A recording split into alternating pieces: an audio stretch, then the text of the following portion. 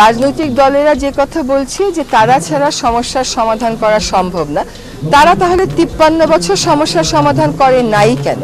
Would you please answer হবে।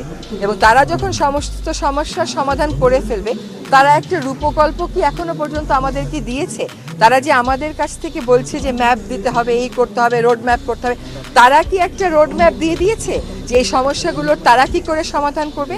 আজকে ওনারা বলছেন যে সংস্কার ওনারাই সবচেয়ে ভালো করতে পারবেন, সেটাই তো গণতান্ত্রিক দেশের কথা। কিন্তু ওনারা করেননি কেন তাহলে 53 বছর? তাহলে কেন আমাদেরকে আজকে আমাদের কাজ ছেড়ে এসে দায়িত্ব নিতে হচ্ছে? আমরা তো আমাদের কাজ বেশ আনন্দের সাথে সফলতার সাথেই করছিলাম। আপনি দেখাতে পারবেন যে এই উপদেষ্টা পরিষদে এমন কেউ আছে যারা যার যার কাজে সফল ছিল না? তাহলে আমাদেরকে কেন এই দায়িত্বটা নিতে হলো? একটা নির্বাচনের দিকে যেতেই হবে এই দেশকে, এবং এটাই হচ্ছে এই অন্তর্বর্তীকালীন সরকারেরও একটা বড় প্রাধান্য। সেরকমভাবে সংস্কারও তো একটা বড় প্রাধান্য। সংস্কারের কথা তো আমরা বলিনি, জনগণের কাছ থেকেই তো উঠে এসেছে। আমাদেরকে বিচারও করতে হবে, সেটাও তো করতে হবে। এখন যারা নির্বাচিত তারা ছাড়া যখনই অন্য কেউ ক্ষমতায় আসে বা দায়িত্বে আসে, তারা কেন দায়িত্বে আসলো এটারও তো একটা বিশ্লেষণের প্রয়োজন।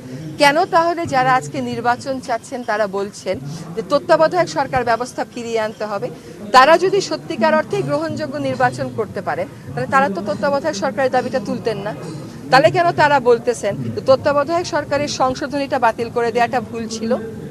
কেন তাহলে গণতান্ত্রিকভাবে নির্বাচিত সরকারগুলো একটা গ্রহণযোগ্য নির্বাচন করতে পারে না? এগুলোকে তো আপনার বিশ্লেষণ করতে হবে। শুধুমাত্র একটা রাজনৈতিক অবস্থান থেকে দাঁড়িয়ে বায়ু দূষণের নাম করে প্রশ্ন করতে গিয়ে আপনি নির্বাচনের প্রশ্ন করেন, সেটা কিন্তু আমিও বুঝি। হ্যাঁ, কিন্তু ব্যাপারটা হচ্ছে যে দেশটা তো সবচাইতে আগে। যদি সংস্কারগুলো আপনি মনে করেন বা আপনারা মনে করেন বা জনগণ মনে করে যে আমরা না করে নির্বাচিত সরকার করলে ভালো, তাহলে তো আমাদেরকে দায়িত্বে বসানোরই দরকার ছিল না কোনো। তাহলে আমাদেরকে এই দায়িত্বটা দেয়া হলো কেন? এই বিশ্লেষণটা একটু করবেন।